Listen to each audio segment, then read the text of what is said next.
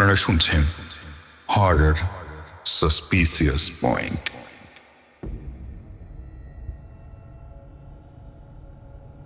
নাম জানা বা অজানা কিছু বিখ্যাত লেখকের গল্পের ডালি নিয়ে সাজানো আমাদের এই নিবেদন হরর সাসপিসিয়াস পয়েন্টে জানায় সকলকে স্বাগত। আজকে আমাদের নিবেদন শ্রী হরিনারায়ণ চট্টোপাধ্যায়ের লেখা বিনোদ ডাক্তার। শ্রী হরিনারায়ণ চট্টোপাধ্যায় জন্ম 23শে মার্চ 1916 খ্রিস্টাব্দে, মৃত্যু 20শে জানুয়ারি 1981 খ্রিস্টাব্দে। তিনি ছিলেন একজন স্বনামধন্য বাঙালি সাহিত্যিক, যিনি মূলত ছোট গল্প, প্রবন্ধ ও শিশু কিশোর সাহিত্য রচনায় বিশেষ খ্যাতি লাভ করেছিলেন। তাঁর সহজ সরল ভাষা, মানবিক দৃষ্টিভঙ্গি এবং সমাজ বাস্তবতার সংমিশ্রণ তার লেখাকে বিশেষ গভীরতা দিয়েছে। তাঁর লেখা প্রথম উপন্যাস রেঙ্গুনের পটভূমিকায় লেখা ইরাবতী, যা 1948 সালে দেশ পত্রিকায় ধারাবাহিকভাবে প্রকাশিত হয়। শিশুদের জন্য লেখা বইয়ের মধ্যে বিখ্যাত হল ভয়ের মুখোশ ও পাথরের চোখ। 1972 সালে মতিলাল পুরস্কার এবং 1976 সালে তারাশঙ্কর পুরস্কারে সম্মানিত হন হরিনারায়ণ চট্টোপাধ্যায়। আজকে আমাদের নিবেদন তাঁরই গল্প বিনোদ ডাক্তার। গল্প পাঠে ও গল্পের সূত্রধর আমি অনিব্রত ও বিনোদ ডাক্তারের ভূমিকায় শামীম। তো শুরু হচ্ছে আজকের আমাদের গল্প বিনোদ ডাক্তার।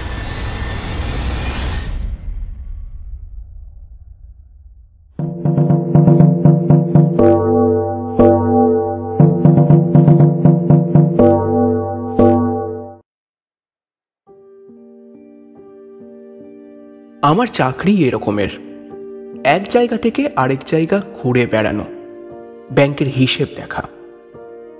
কোথাও 3-4 দিনেই কাজ শেষ হয়ে যায়, আবার কোথাও দিন 20ও লেগে যায়। এইটা নির্ভর করে ব্যাংকের হিসেবের জট কেমন পাকিয়েছে তার ওপর। আগে ব্যাংকের শাখা কেবল বড় বড় শহরেই থাকত, কিন্তু এখন চাষিদের সুবিধার জন্য আধা শহরে গ্রামেও শাখা হচ্ছে। আমাকে বেশিরভাগ সময় এসব আধা শহরেই যেতে হতো। এই ধরনের কাজে একবার বিরামপুর যেতে হয়েছিল। সকালে অফিসে গিয়ে শুনলাম বেলা 3টের গাড়িতে রওনা হতে হবে। আমার এক প্রস্থ বিছানা বাঁধাই থাকতো। স্যুটকেস গুছিয়ে নিয়ে ট্রেনে চড়ে বসলাম।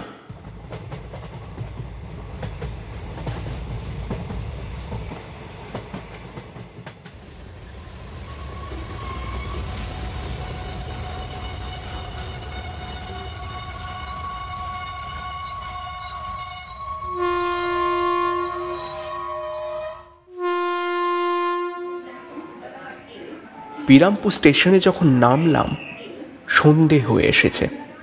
চারিদিকে কেরোসিনের আলো জ্বলে উঠেছে। রাস্তায় লোক চলাচল বিশেষ নেই। ব্যাংকের থেকে একটি লোক আমায় নিতে এসেছিল। আমরা দুজনে সাইকেল রিকশায় চড়ে বেশ কিছুটা গিয়ে একতলা লাল রঙের বাড়ির সামনে পৌঁছালাম।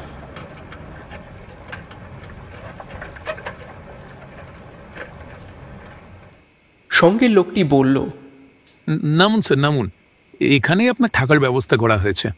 2খানা ঘর, মাঝখানে ছোট উঠান, ওপাশে রান্নাঘর, একজনের পক্ষে যথেষ্ট।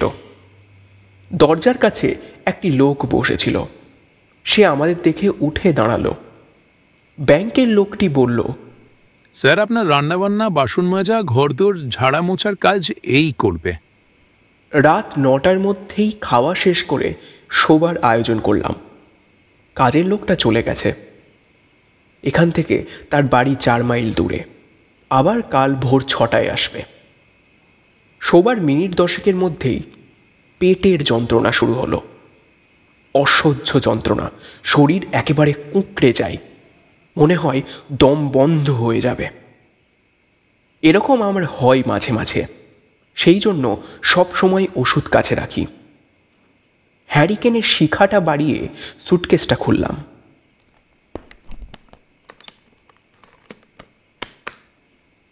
তন্ন তন্ন করে খুঁজলাম। সর্বনাশ, ওষুধের শিশিটা ফেলে এসেছি। বেশ মনে আছে শিশিতে গোটা 8 বড়ি ছিল। এখন উপায়? বিছানায় ছুঁয়ে ছটফট করতে করতে হঠাৎ মনে পড়ে গেল আসবার সময় কাছেই একটা ডাক্তারখানা চোখে পড়েছিল। ডাক্তারখানার নামটা অদ্ভুত, আরামঘর। তখন ডাক্তারখানাটা বন্ধ ছিল।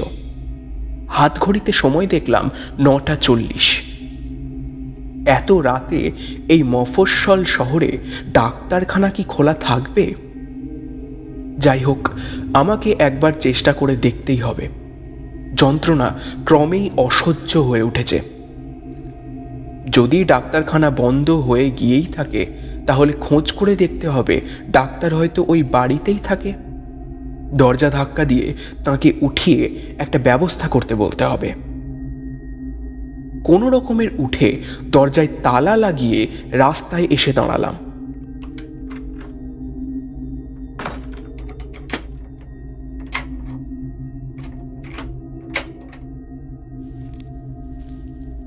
চারিদিক অন্ধকার। রাস্তার বাতিগুলো নিভিয়ে দিয়েছে। 2 হাত পেটে চেপে প্রায় কুঁজো হয়ে এগিয়ে গেলাম। বরাত ভালো, আরাম ঘর খোলা। টিমটিমে আলো দেখা যাচ্ছে। ঢুকতেই দেখা হয়ে গেল পরনে কালো রঙের স্যুট, কালো টাই, ময়লায় তিলচিটে অবস্থা। এক মাথা পাকা চুল প্রায় কাঁধ পর্যন্ত নেমে এসেছে। তোবড়ানো মুখ, চোখ রক্তের মতন লাল। কি চাই? রোগা চেহারা হলে কি হবে, 5 খাই গলার আওয়াজ। পেটের যন্ত্রণার কথা বললাম। আমার কথা শেষ হবার আগেই ডাক্তার ধমক দিয়ে উঠল। বুঝেছি বুঝেছি, অম্লশূল। বসুন ওই বেঞ্চটাই। বসলাম। ডাক্তার পেছনের কাঁচ ভাঙা আলমারি থেকে একটা শিশি বের করে কাগজে ঢেলে দিল আমায়।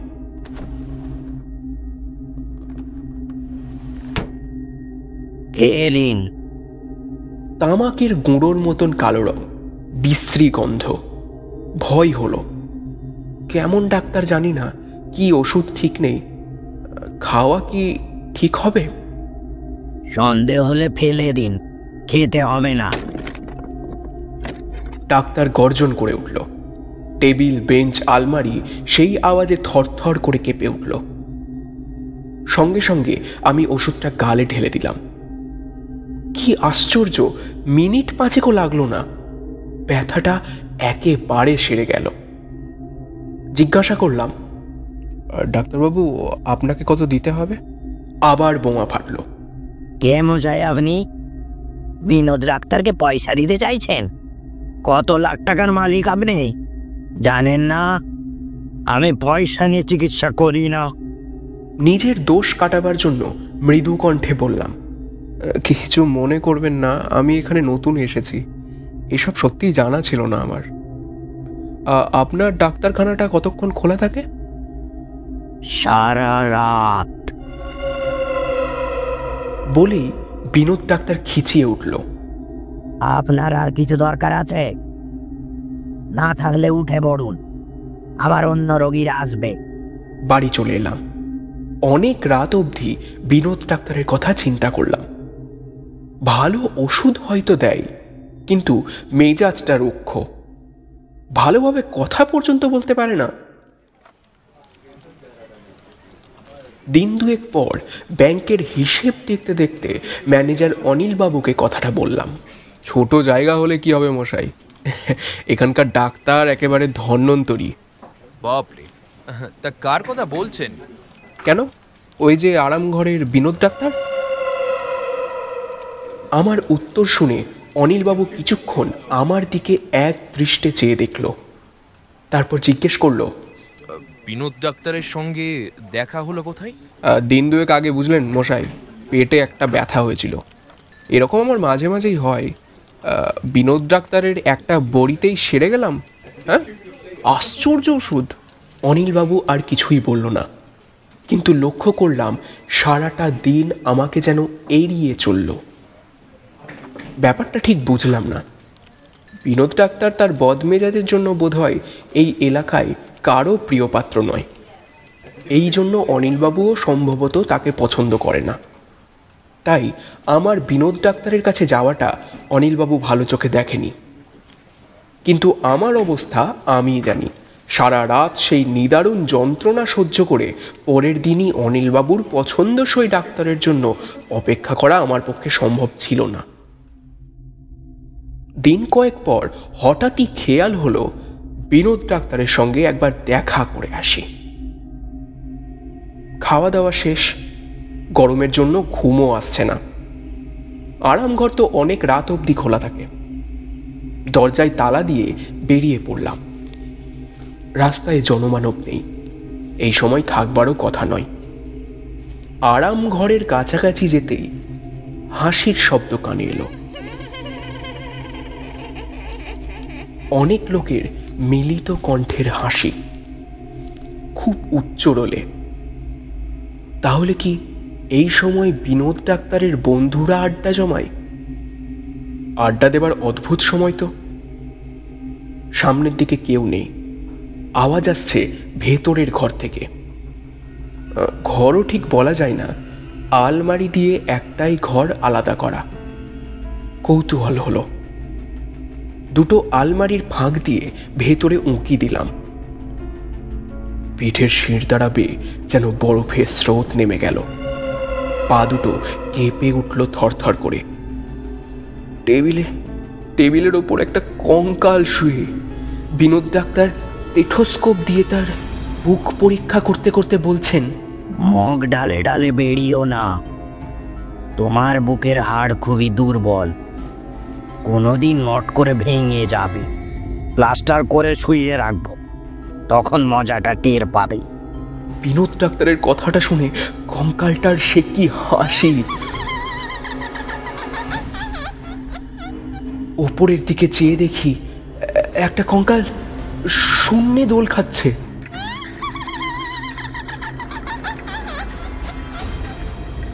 বিনোদ ডাক্তার তার দিকে চেয়ে গম্ভীর গলায় বলল, রোজ এরকম ব্যায়াম করবি, তবে দেহ মজবুত হবে।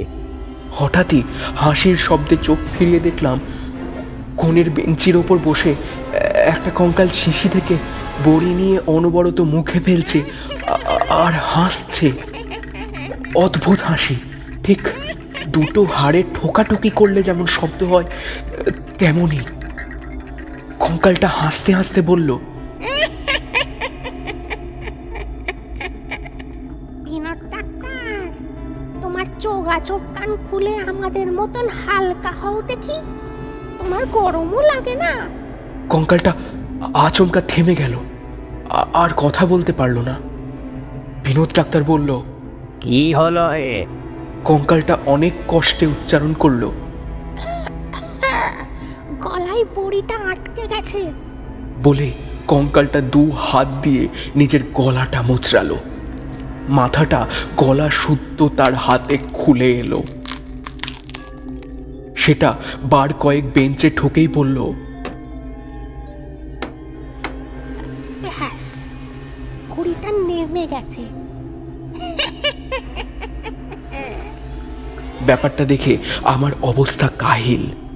ভয়ে মুখ থেকে একটা আর্তনাদ বের হয়ে পড়ল। সঙ্গে সঙ্গে কঙ্কালগুলো সমস্বরে চেঁচিয়ে উঠল।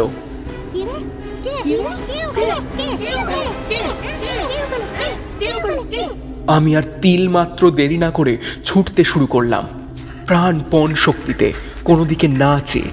পেছনে অনেকগুলো হাড়ের খটমট শব্দ ক্রমেই কাছে আসছে। তাড়াতাড়ি তালা খুলে ঘরের মধ্যে ঢুকে দরজা বন্ধ করে দিলাম। বুকটা ধুকপুক করছে, এখনই বুঝি দম বন্ধ হয়ে যাবে। সারাটা রাত বিছানায় বসে কাটালাম। কেবলই মনে হলো খটখট শব্দ যেন বাড়ির চারপাশে ঘুরে বেড়াচ্ছে। এখনই হয়তো দরজায় কড়া নাড়বে। তারই বা দরকার কি? এরা তো দরকার হলে বন্ধ দরজার মধ্যে দিয়েই চলে আসতে পারে। আমি খুব ভীতু, এমন অপবাদ কেউ দেবে না। ভূত আত্মা এসবে আমার চিরদিনই আস্থা কম, কিন্তু চোখের সামনে যে দৃশ্য দেখেছি তা অস্বীকার করি কি করে?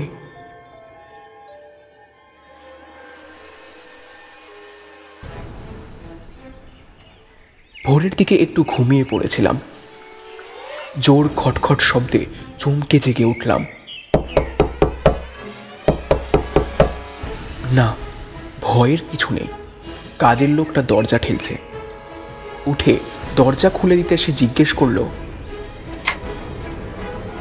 বাবুর কি শরীর খারাপ নাকি? কেন বলো তো? না মানে চেহারাটা আপনার কেমন দেখাচ্ছে, তাছাড়া আপনি তো খুব ভোরে ওঠেন। ছোট করে শুধু বললাম, ওই আর কি, রাত্রে ভালো ঘুম হয়নি কাল। একটা সুবিধা, আজ রবিবার, ছুটির দিন। খাওয়া দাওয়ার পর সারাটা দুপুর ঘুমোবো, তাহলেই শরীর ঠিক হয়ে যাবে।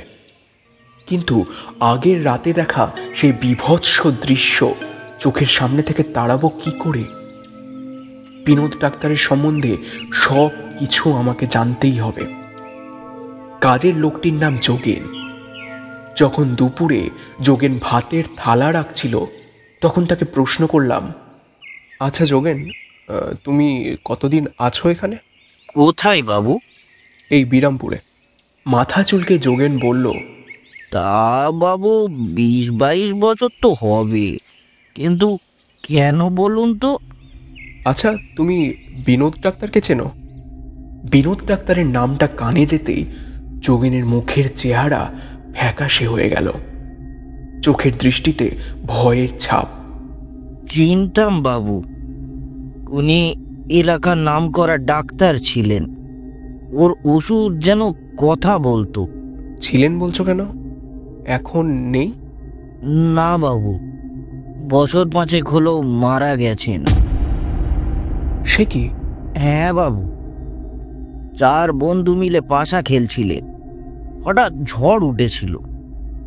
যেমন হাওয়া জোর, তেমনি বৃষ্টির দাপট। কত বাড়ির চাল উড়ে গিয়েছিল, কত গাছ যে উপড়ে পড়েছিল তার আর ঠিক ঠিকানা নেই। আরাম ঘরের পাশে বিরাট একটা বট গাছ ছিল। সেই বট গাছ শিকড় সুদ্ধ ওপরে পড়েছিল আরাম ঘরের ছাদের ওপর। ব্যাস, বিনোদ ডাক্তার আর 3 বন্ধু সঙ্গে সঙ্গেই ক্ষত। কেউ একটু চেঁচাবারও অবকাশ পাননি। শিকড়ের মধ্যে এমনভাবে 4 বন্ধুর দেহ চাপা পড়ে গিয়েছিল যে পরের দিন তাদের দেহ কেটে বার করতে হয়েছিল। বাধা দিয়ে বললাম, কিন্তু আমি বিনোদ ডাক্তারকে যে দেখেছি। অনেকেই দেখে বাবু, রাত বিরেতে আরাম ঘরের পাশ দিয়ে যাদের যেতে হয় তারাই দেখেছে। বিনোদ ডাক্তার বন্ধুদের ওষুধ দিচ্ছে, কিংবা 4 জন মিলে পাশা খেলছে। তাছাড়া দিনের বেলাতেও দেখা যায় আরাম ঘরের সামনের বেলগাছটা, ঝড় নেই বাতাস নেই, তাও দেখা যায় ডালপালা শুদ্ধ খুব দুলছে। ওই গাছেই ওদের বাস কিনা। কথা শেষ করে যোগেন দুটো হাত কপালে ঠেকালো। চুপ করে শুনে গেলাম।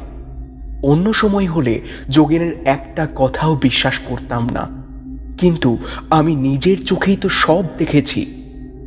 সেদিন বিকেল হতে সূর্যের আলো থাকতে থাকতে বের হয়ে পড়লাম। উদ্দেশ্য, দিনের আলোয় ভালো করে আরাম ঘরটা দেখব। যদি সম্ভব হয় বিনোদ ডাক্তারকেও দেখব। ওইখানেই তো ডাক্তারের আস্তানা। আরাম ঘরের সামনে গিয়ে থমকে দাঁড়িয়ে পড়লাম। আরাম ঘরের দরজাই দেখা গেল না।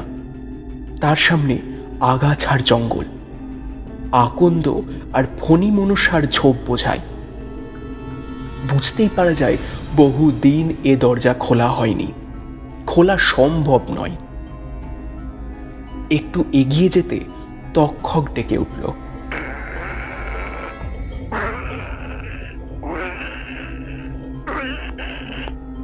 অস্বাভাবিক রুক্ষ স্বর, ঠিক যেন বিনোদ ডাক্তারের গলা। পিছিয়ে আসতেই চোখে পড়ল চারিদিক থমথমে। কোথাও ছিটে ফোঁটা বাতাস নেই, অথচ সামনের বেল গাছের উঁচু দিকের কয়েকটা ডাল সবেগে দুলছে। ঠিক মনে হলো বিনোদ ডাক্তারের অশরীরী বন্ধুরা ব্যায়াম করছে নিজেদের দেহের খাঁচা ঠিক রাখার জন্য।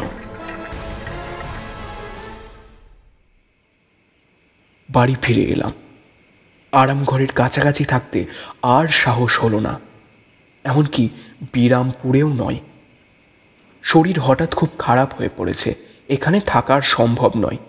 এই কথা চিঠিতে লিখে যোগেনকে বললাম পরের দিন সকালে চিঠিটা ব্যাংকের ম্যানেজারের হাতে দিতে। সন্ধ্যার ঝোঁকেই সাইকেল রিক্সা ডেকে বিছানার সুটকেস নিয়ে স্টেশনের দিকে রওনা হয়ে পড়লাম।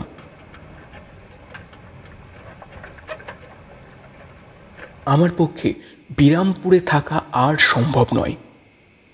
আবার যদি কোনো রাতে পেটের যন্ত্রণা শুরু হয়, তাহলে যন্ত্রণায় পাগল হলে হয়তো সব ভুলে বিনোদ ডাক্তারের কাছে গিয়েই দাঁড়াবো।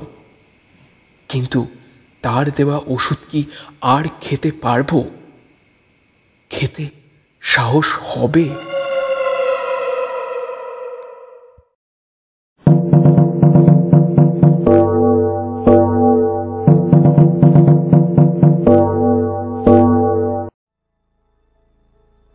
এতক্ষণ আপনারা শুনছিলেন শ্রী হরিনারায়ণ চট্টোপাধ্যায়ের গল্প বিনোদ ডাক্তার। গল্প পাঠে আমি অনিব্রত আর শামীম। তো আজ এ পর্যন্তই, দেখা হচ্ছে পরবর্তী গল্পে। ধন্যবাদ।